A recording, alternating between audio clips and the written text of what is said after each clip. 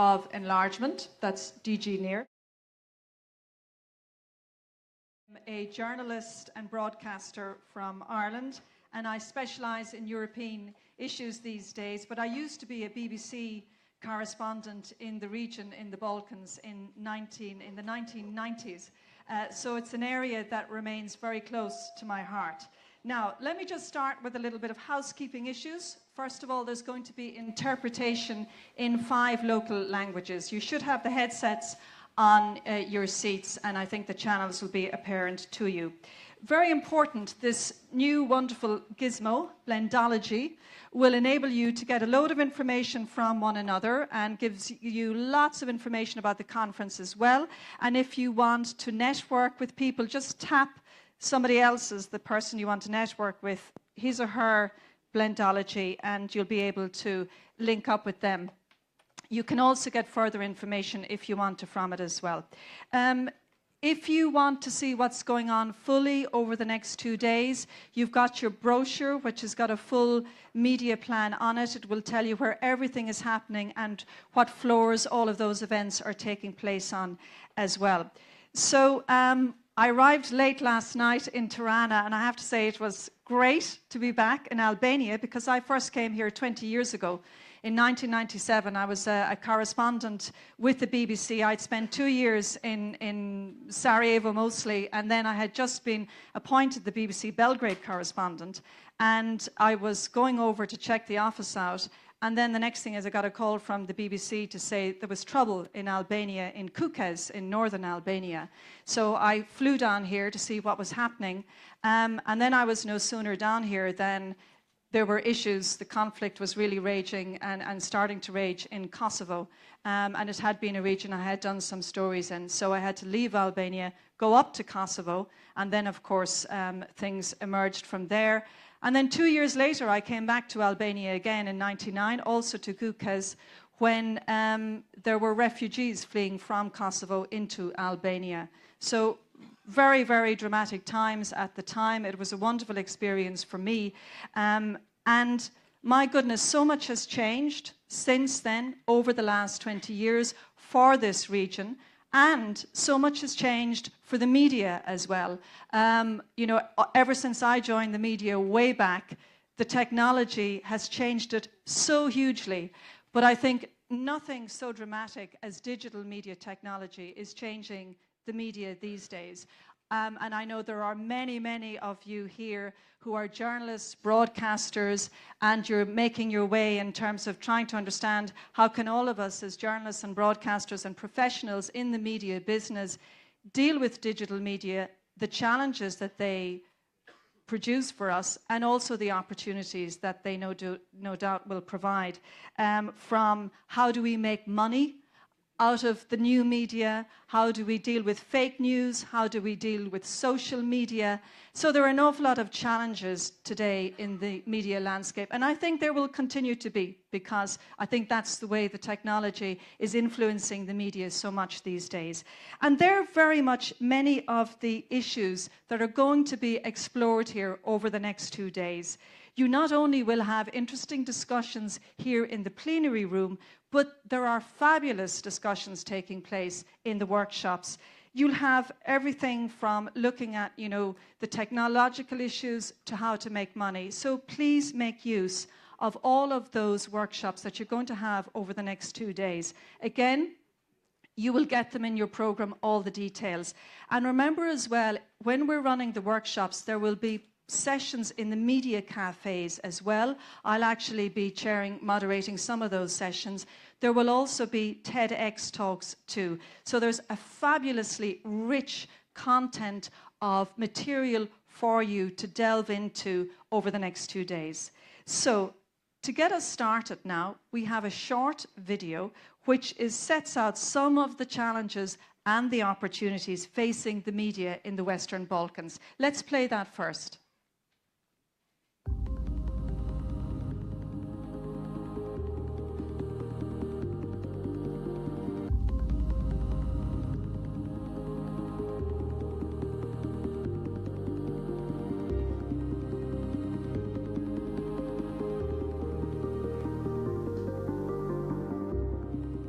There's been this big explosion in technology that's allowed journalists now to go directly to their readers, start up their own media and get the news out there a lot faster and cheaper than they used to have before. The problem now is that they also need to have clicks, and these clicks a lot of times come from sensational news rather than important news.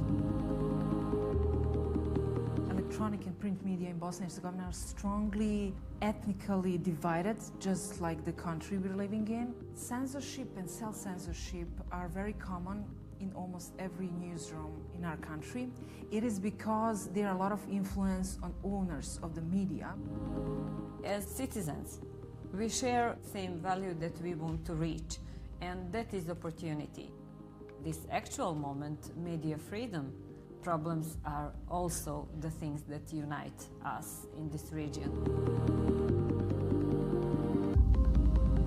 In the Western Balkans, everything is connected. You have organized crime that shares this space. So that's why investigative journalists shared information. And after that, we can do our job much easier, much faster, and much accurate.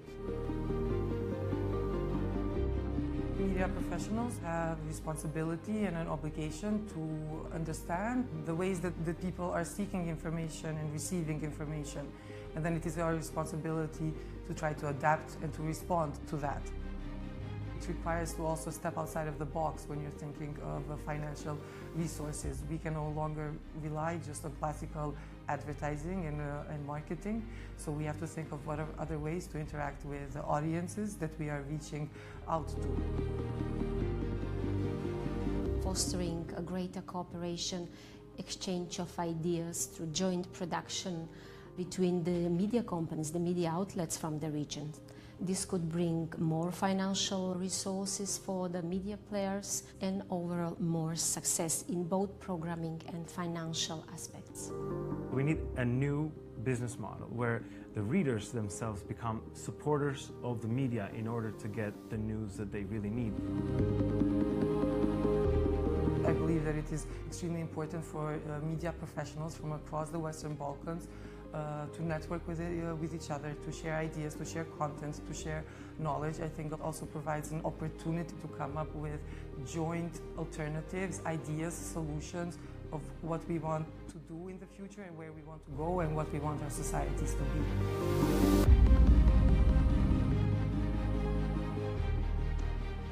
Very good. Well, I think that media, very good. I think that video really sets out some of the main issues that we're facing as media professionals, and I really hope you get the most out of the next 2 days. So now, to formally open this event, it's my pleasure to introduce the Prime Minister of Albania, Edi Rama.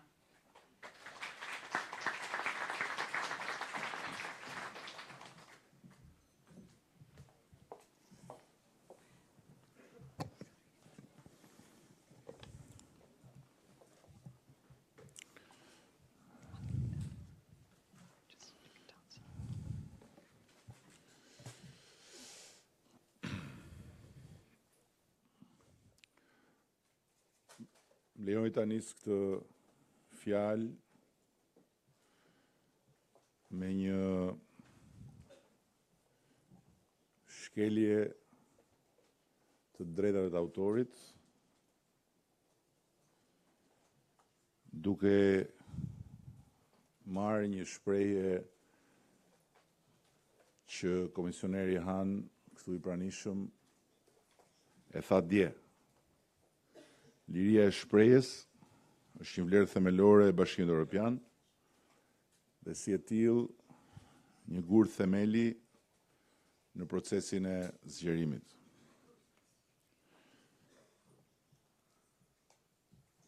Dhe sot është fakt se Freedom House, Reporterët pa kufi, Komisioni Evropian,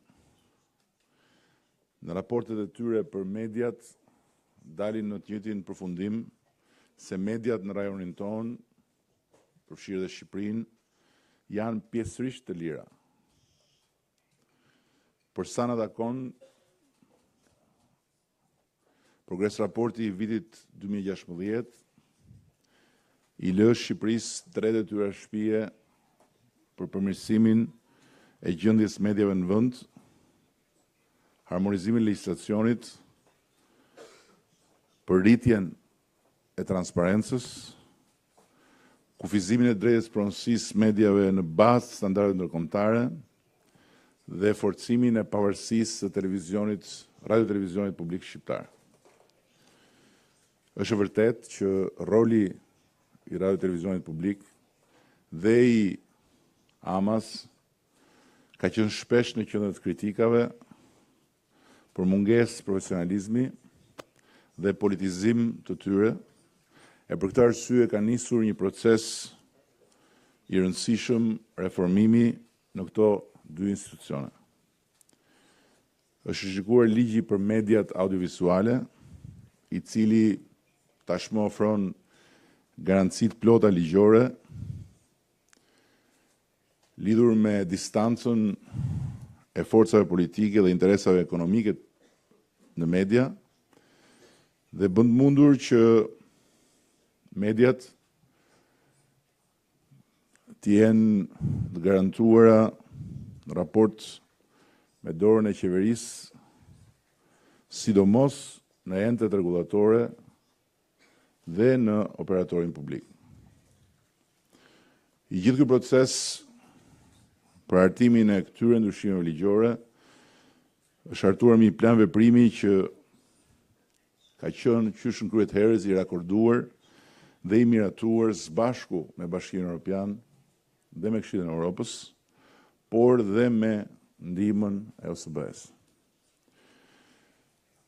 Megjithatë, është e qartë për të gjithë, ligjet e mira janë njëra anë. Çështja e zbatimit të ligjit mbetet gjithmonë një sfidë e hapur në të gjithë rajonin dhe patjetër edhe në Shqipëri. Dhe për përmirësimin e mëtejshëm të cilësisë së lirisë së shprehjes nuk nevojiten vetëm ligje të reja, por nevojitet një përpjekje tërësore, shoqërore, raport me vetdijen që lidhet me vlerat dhe parimet e familjes europiane ku ne po përpiqemi të bëhemi pjesë me drejta të plota. Dhe sot kjo nisëm shkon në këtë drejtim si një tjetër produkt i mirëseardhur i procesit Berlinit në një vit qartë ndarje me të shkuarën e konflikteve në Ballkan dhe në koherencë me frymën e një epoke të re bashkëpunimit ndërsjellë për të mirën e të gjitha vendeve tona. Liria e shprehjes është një drejtë themelore dhe është arma më e fortë që kemi në dorë për të luftuar padrejtësitë,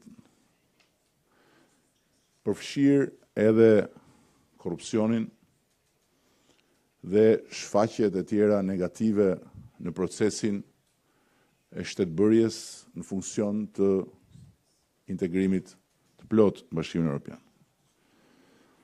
Por, si një armë për të mbrojtur lirinë, vlerat dhe parimet e demokracisë dhe të familjes europiane ku ne e përsëris duam të bëjmë pjesë me drejtat plota,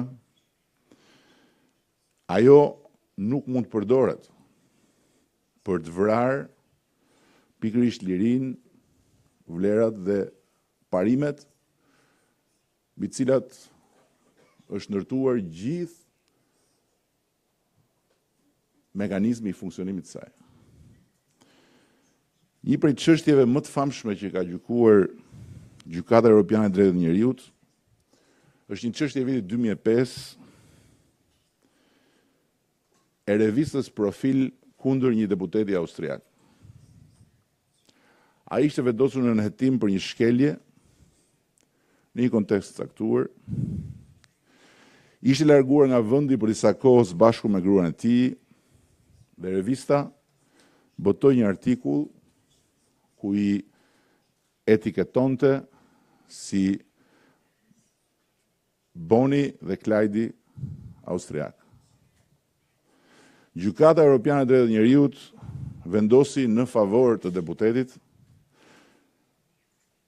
sepse konotacioni negativ i etiketimit Boni dhe Klajdi, çifti i famshëm i dy kriminalëve për cilët janë bërë dhe shumë filma në Shtetet e Bashkuara, dëmtoi dinjitetin njerëzor të tij dhe të bashkëshortes. Për fat keq, shkeljet saj natyre në cënim flagrant të dinjitetit njerëzor të njerëzve publik në Shqipëri zhvillohen nga mëngjesi deri në darkë. Edhe tani që ne po flasim këtu, me siguri është duke ndodhur një shkelje e kësaj natyre. Dhe siç ka shkruar njëri prej pishtarëve më të ndritur të lirisë shprehjes në ish perandorinë komuniste, gazetari polak që provoi mbi kurrizën e tij burgosjen pikërisht sepse mbronte drejtën për të shprehur i lirë duke denoncuar programet e regjimit komunist mbi popullsinë ebreje pas luftës së dytë botërore, Adam Mihnik, fjalët vrasin të parat, plumbat vijnë mbrapa. E them këtë sepse sot unë besoj që sfida është e dyfisht. Nga janë për të forcuar lirinë e medias, për të forcuar zbatimin e legjislacionit evropian që ne e kemi të shkruar më së miri në letër, dhe nga ana tjetër për të rritur frymën e përgjegjësisë në përdorimin e kësaj arme që e përsëris ka lindur për të mbrojtur lirinë, ka lindur për të mbrojtur vlerat dhe parimet e një shoqërie që beson tek liria e informacionit, që ka nevojë për informacion të lirë, dhe jo për të vrarë me fjalë në emër të lirisë të përdorimit të saj. Dhe është e pamohueshme që sot ne kemi një problem të rëndësishëm, që natyrisht është pjesë e një procesi tërësor transformimi, cili nuk e sjellin thjesht ligjet, por e sjell transformimi i brendshëm në mendësi për t'ju afruar dhe për të bërë pjesë e familjes europiane si mendësi që ka të bëjë në rastin ton me shfrenimin e gjuhës urrëties dhe me përdorimin e licencës për të ushtruar aktivitet në këtë fushë kaq jetike dhe kaq delikate si licencë për gjueti. Për gjueti, për qëllime që nuk thuhen, por që janë shtysa kryesore në funksion të ushtrimit të drejtës kësaj licence. Nga ana tjetër, Indro Montanelli, ati themelus i gazetarisë italiane, thoshte me drejt, kur nuk i besohet një gazetarit pasur. Dhe është e pamohueshme që sot unë po flas për Shqipërinë, të tjerë mund të flasin për gjithë rajonin, por besoj se nuk është e padrejtë thuhet e njëjta gjë. Në media gjenerohet një pasuri e tej skajshme, dhe nëse flasim për korrupsion, nëse flasim për përfitimet palishme, nëse flasim për rritje disproporcionale të të ardhurave të personave, kjo thuhet media, sepse s'ka ku thuhet tjetër, por nuk e përjashton media. Dhe në një shoqëri ku fjala, siç është Shqipëria, dhe këtu me lejen e të gjithë atyre që kanë ardhur nga rajoni, do bëja një veçim, pasi ndryshe nga të gjithë vendet e rajonit, ku fjala nuk ka qenë e lirë, Shqipëria e ka pasur fjalën të burgosur 7 pash në ndhe, me një represion të pashoq. Sot është themelore që të kërkojmë dhe të gjejmë të gjitha rrugët për t'i dhënë kësaj lirie sensin e fisnikërisë me cilën ajo rilindi pas rënies së regjimit komunist. Një sens i humbur që i ka kthyer mediat sot në Shqipëri në institucione të pabesueshme për publikun.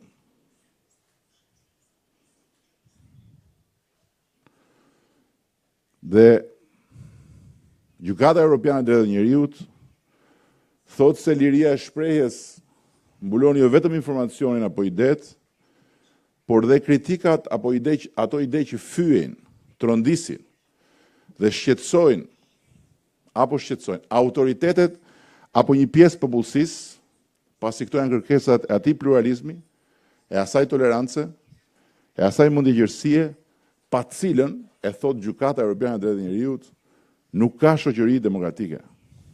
Dhe sot, në një botë ku liria është vënë në një sprovë të madhe, edhe në vendet më të zhvilluara, për shkak të shpërthimit të lajmeve të rreme, fake news, që mjegullojnë vërtetën për agenda nga më të ndryshme dhe ndotin informacionin, detyrimi për ta kërkuar dhe për të mos e lënë lirinë e medias në rrjedhjen e lirë të degradimit të saj të përditshëm është i të gjithë shoqërisë.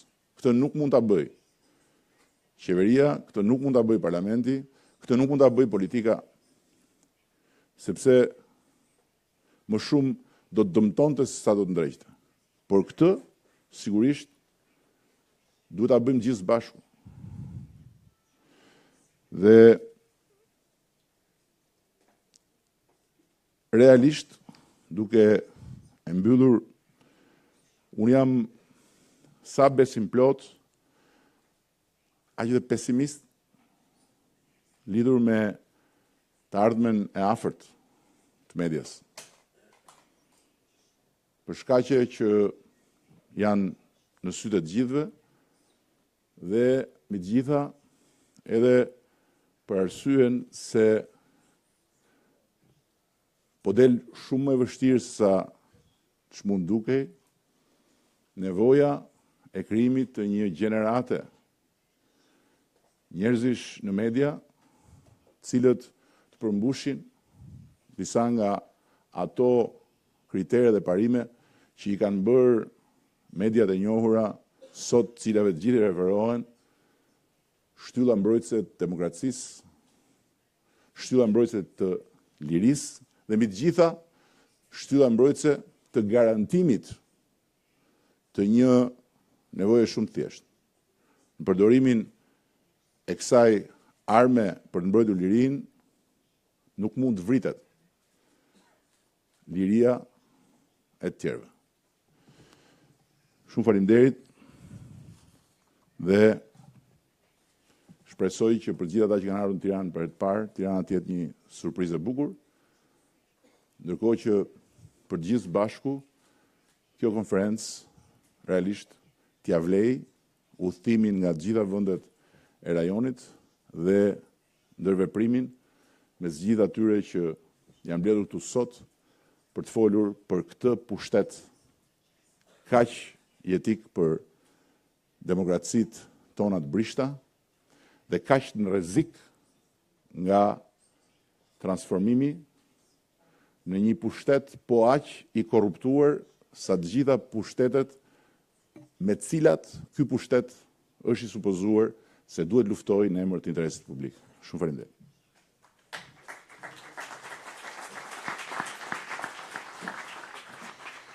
Thank you very much for that, Prime Minister Rama.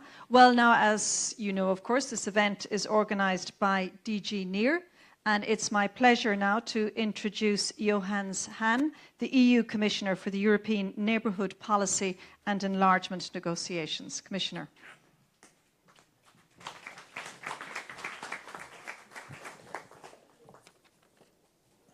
Prime Minister, ambassadors, ladies and gentlemen, I'm really honored to address you today to this conference, the first of its kind, dedicated to the media in the Western Balkans. And I would like to thank Prime Minister Rama not only for hosting this event, but also for his speech. We could just listen to it, and inviting us, by the way, in the evening to a cultural program, which I think will be very interesting also because of the venue, I understand. So I think it's both the venue and the substance which is or will be very exciting. As it is already known to many of you, this year's conference new approach, building on the experience of the speakers or the Speak Up conference, we have broadened the scope of topics to respond to latest developments in the media sector. Për t'ju përgjigjur zhvillimeve të fundit në sektorin e medias, duke marrë parasysh kompleksitetin e problemeve me të cilat përballen jo vetëm gazetarët, por edhe organizatat e mediave në këto kohë. Pra, gazetaria nuk ndodh në një sferë të izoluar, por mu në mes të shoqërisë është një ndërveprim ndërmjet një mjedisi politik, ekonomik dhe shoqëror. Ndaj, nuk do të ishte frymëdhënëse në rast se ne do të konsideronim vetëm njërin prej këtyre aspekteve, ashtu siç është bërë për shembull nga një nga konferencat e mëparshme, që ka pasur fokusin vetëm tek liria e medias dhe me qëra fjala, dëshiroj që të falenderoj ekipin tim, zëdhënësit e mi, po ashtu edhe ekipin e komunikimit që kanë bërë gjithçka të mundur që ne të kemi këtë format të ri.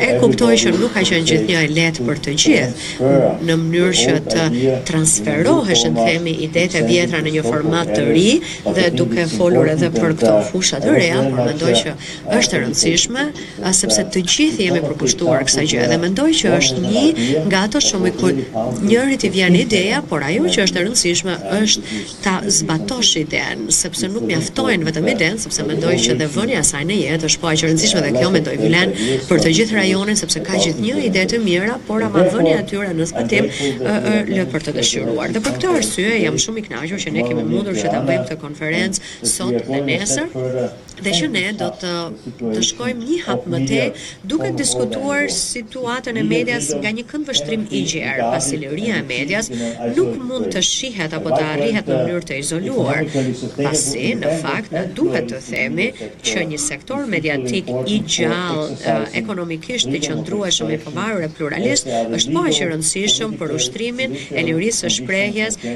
siç janë edhe garancit apo kushtet që kanë bëjnë me aspektin ligjor, politik dhe gjyqësor. Kjo do të thotë që ne duhet të shikojmë një sër çështjes, si për shembull pronësia e medias, situata ekonomike, që do të thotë sidomos ajo që ka të bëjë me tregun e reklamave. Po ashtu duhet të shikojmë shumë edhe ndryshimet dramatike që kemi parë në fushën e mediave tradicionale, dhe që në fakt është edhe një fenomen global, por që natyrisht me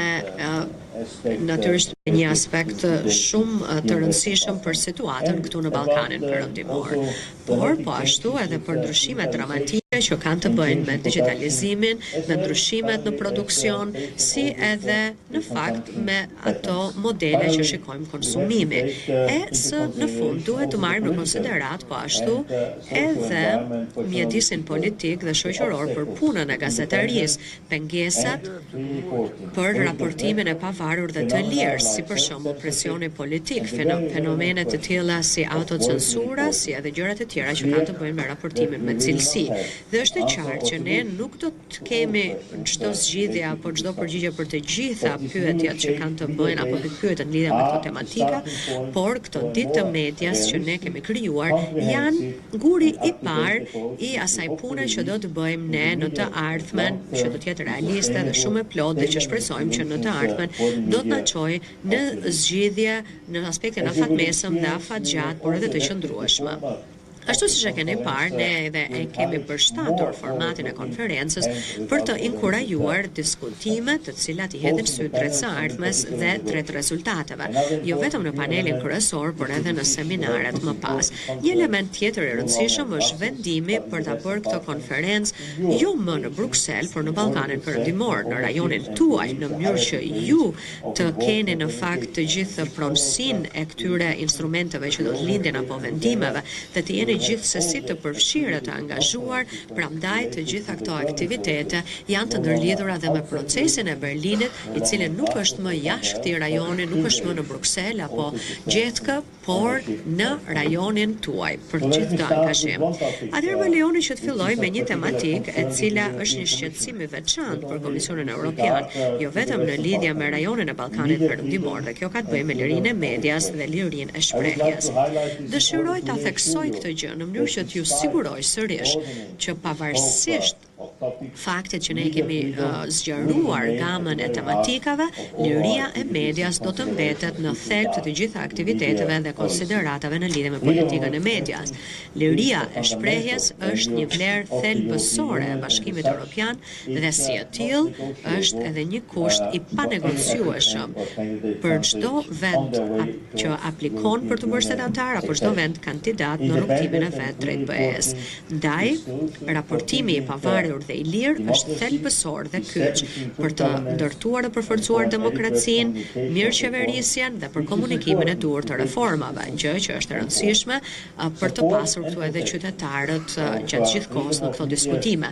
Mbështetja dhe mbrojtja e lirisë së medias është edhe më e rëndësishme duke pasur parasysh që kushtet për raportimin e pavarur dhe atë investigativ janë përkeqësuar në mënyrë dramatike në të gjithë botën. Bashkimi Evropian është ndikuar nga kjo gjë ashtu siç është treguar fatkeqësisht kohët e fundit nga vrasja mizore e gazetares nga Malta Daphne Caruana Galizia.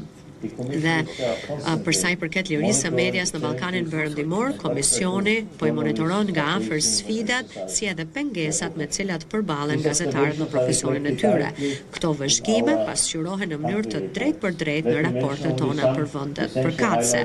Më lejoni që në fakt të përmend disa gjëra nga analizat tona, për shembull rastet e dhunës dhe të friksimit të gazetarëve, dhunës ndaj dhe friksimit të gazetarëve kanë qenë një shqetësim I madh, dhe duke pasur parasysh mungesën e curisë apo progreset në këtë fushë, ne dëshirojmë që këto çështje të ndiqen nga autoritetet dhe të insistojmë që të mos vazhdojë mosbashkueshmëria.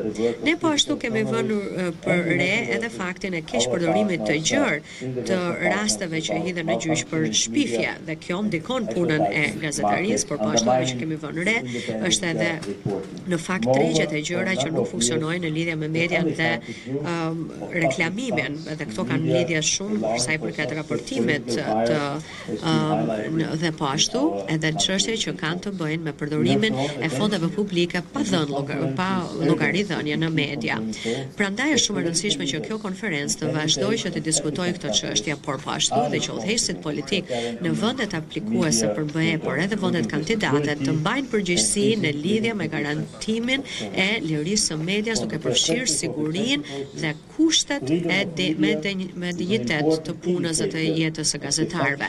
Nga ky këndvështrim, liria e medias është një tregues tejet I rëndësishëm I funksionimit të shtetit të së drejtës apo sundimit të ligjit, dhe në këtë aspekt ne po I trajtojmë këtë çështje në kontaktet tona me autoritetet, dhe ky është edhe një shembull tjetër, sepse ne, dhe më duhet të them që unë preferoj të them për një proces, të flas për një proces pra antarësimi, jo thjesht një proces negociatash, sepse kjo tregon që do të ketë pra ndryshime të qarta e të qëndrueshme, ose do të ketë një historik të qartë të aspekteve të caktuara dhe që ka garanci për lirinë e shprehjes dhe që ky është realitet.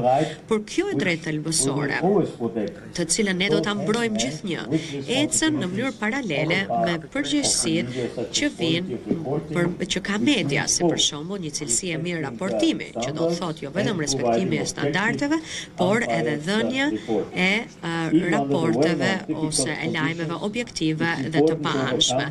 Edhe në kushtet më të vështira që dihen është e rëndësishme që të tekalojmë polarizimin dhe thjeshtimin e madh. Pra, raportimi kritik është shumë i rëndësishëm për një demokraci dhe mediat janë elemente të pa zëvendësueshme për një sistem që funksionon mirë në lidhje me kontrollet e balancat. Pra, ne shikojmë përgjegjësinë që një kritik konstruktive duhet të funksionojë së bashku me argumente që janë të hulumtuara qartë, duke shmangur sulmet personale dhe është më e lehtë për ne që të mbrojmë pra gazetarinë kritike e cila i përmbahet standardeve profesionale, por që ka dhe kredibilitet publik. Një fushë tjetër ku mediat mund të kontribuojnë në mënyrë aktive janë përmirësimet në tensionet teknike dhe është e qartë që ato prodhohen nga politikanët në mënyrë që të shërbehet një agende të caktuar politike, por që këto tensione ose mund të përforcohen të shtohen ose mund të ulen të reduktohen me anën e raportimit të duhur të medias. Dhe këtu vjen përgjegjësia e medias. Media mund të kontribuojë duke ndërtuar ura dhe jo duke thelluar dasitë. Dhe në saj të rëndësisë së kësaj çështje, ne i kemi përkushtuar një seminar të caktuar një tematike që quhet fjalë që lëndojnë apo që vrasin dhe kontributi i medias për të ribashkuar. Zonja dhe zotrinj, atëherë meqense ne po flasim këtu ose unë po flas përpara një audiencë ekspertësh dhe profesionistësh, unë jam fort i qartë që këtu të gjithë e dinë në fakt dallimin apo situatën e vështirë që ka media në Ballkanin Perëndimor. Çështja e vërtetë këtu është se si ne të gjithë së bashku, përfaqësuesit politik të Ballkanit Perëndimor, palët e interesuara, biznesi, Bashkimi Evropian dhe vetë media, çfarë mund të bëjmë ne të gjithë së bashku për ta përmirësuar situatën. Drejtoresha jonë e Drejtorisë së Përgjithshme të Zgjerimit për Ballkanin Perëndimor, zonja Gjenoveva Ruiz Calavera, do të marrë pjesë në panel dhe do t'ju japë edhe disa shembuj se çfarë po bën komisioni sa i përket gjetjeve të raporteve tona për vendet e Ballkanit Perëndimor për të promovuar një mjedis që lejon lulëzimin e lirisë së medias dhe gazetarisë cilësore. Këto aktivitete që kemi nisur sot, pra ditët e medias, që kemi lançuar sot, duhet që të japin një kontribut shtesë për përmirësimet konkrete të mjedisit të punës së medias në Ballkanin Perëndimor, pra dhe përveç çështjeve që kanë të bëjnë me lirinë e medias, do të themi që kjo konferencë për herë të parë do të merret edhe me aspektin ekonomik, me të gjitha tematikat ekonomike, si dhe me disa sfida që kanë të bëjnë me ndryshimin e modeleve të produksionit, por edhe të konsumit. Natyrisht një situatë e pasigurt apo e paqëndrueshme ekonomike në ndërmarrjet mediatike është një fenomen global. Por në fakt ajo që shikojmë ne është që të ardhurat që vijnë nga reklamat dhe burimi kryesor i financimit pra të gazetarisë profesionale, shikojmë që ka në fakt një rënje dramatike edhe kjo në lidhje me median tradicionale dhe gazetaria profesionale po përballet gjithnjë e më shumë me një konkurrencë të pashpirt nga ata që prodhojnë lajme të rreme dhe një gjë që ne po e diskutojmë në të gjithë botën. Dhe kjo është një gjë që do të thotë që neglizhohet pastaj neglizhohen standardet e mira dhe profesionale. Algoritmat e botës digjitale përkufizojnë por edhe manipulojnë perceptimin e konsumatorëve, një fenomen ky i cili ka pasoja të rënda për tregun tradicional të medias, por edhe për të gjithë cohën e shoqërore. Dhe siç e përmenda, pra këto janë zhvillime globale, por të rënduara më tej në Ballkanin Perëndimor me anën e mungesës së ekspertizës pra se si të përballesh me këto sfida. Duke pasur parasysh të gjitha këto, ne kemi ftuar profesionistë shumë të rëndësishëm dhe novator nga BE-ja dhe nga vendet që dëshirojnë anëtarësimin e BE për të na treguar për pikpamjet e tyre dhe se si mund të çfarë qasje mund të kemi për këto problematika. Prandaj jam i kënaqur që kemi investues dhe ekspert nga Bergji në panele, të cilët do të flasin edhe për të ardhmen. Duke u hequr prej tyre diskutimet në këto seminare specifike do të mbulojnë çështje të caktuara që kanë të bëjnë pra me identifikimin e burimeve financiare novatore dhe po ashtu edhe zhvillimin e formateve të reja dhe modeleve të biznesit për epokën digjitale në cilën jetojmë dhe së fundmi edhe zhvillimi i mëtejshëm i aftësive profesionale të gazetarëve, që është edhe një kërkesë e mëtejshme për të menaxhuar këto ndryshime, që do thotë jo vetëm përmirësimi i cilësisë së raportimit, por edhe që të mësojmë për të se cilat janë nevojat e audiencës tonë. Pra të gjitha këto pika janë parakushte për të patur raportim vërtet të pavarur të medias dhe ashtu siç bëhet në fakt në lidhje me shtetjen e së drejtës dhe sundimin e ligjit, liria e medias dhe përmirësimi i situatës ekonomike dhe konkurrenshmërisë në ndërmarrjet mediatike janë të gjitha gjëra që ecën në mënyrë paralele. Një situatë ekonomike stabil është mekanizmi më i mirë për të bërë rezistencë trysnive politike.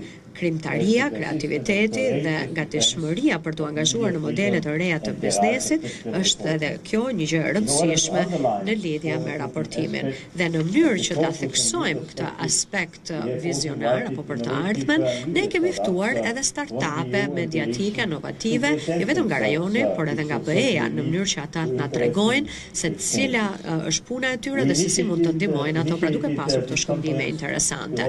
Ne nisëm këtë konferencë për të pasur një diskutim të plot për atë se si mund ta sjellim gazetarinë profesionale aty ku duhet në Ballkanin Perëndimor, por duke pasur parasysh këto lëvizje kaq të mëdha dhe zhvillime kaq të mëdha që po ndodhin në mjedisin mediatik.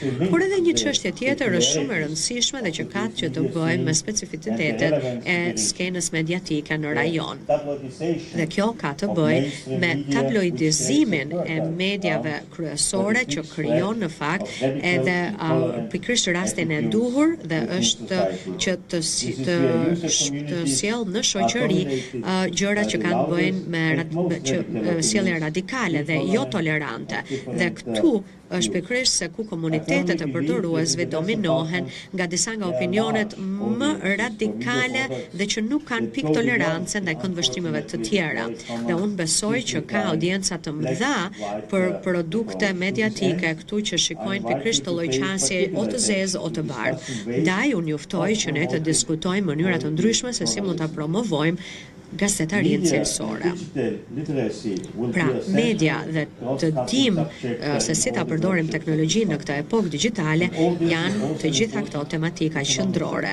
Dhe natyrisht edhe faktori ekonomik është shumë i rëndësishëm sepse jetojmë në kohë kur njerëzit janë të bombarduar me lajme, por të informuar më pak se ç'duhet me përmbajtje cilësore.